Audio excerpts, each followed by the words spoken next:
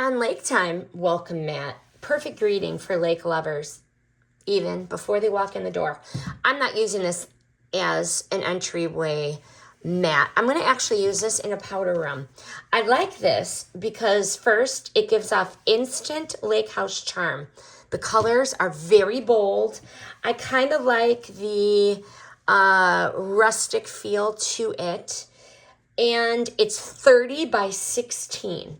What I like is it's thin, okay? Thin enough that it's not going to block the door movement. But it's thick enough to feel sturdy underfoot. 3 reasons why I love this one. Fun and functional on lake time. The message sets the tone. Laid back. I love it. Love it. The mat, it's going to definitely add a little charm when you're standing by my bathroom sink. Non-slip bottom. It's going to stay put. And it has the dotted grip. So even on the floors, the smooth floors. Easy to clean. Shake it up. Sweep it up. Vacuum it up.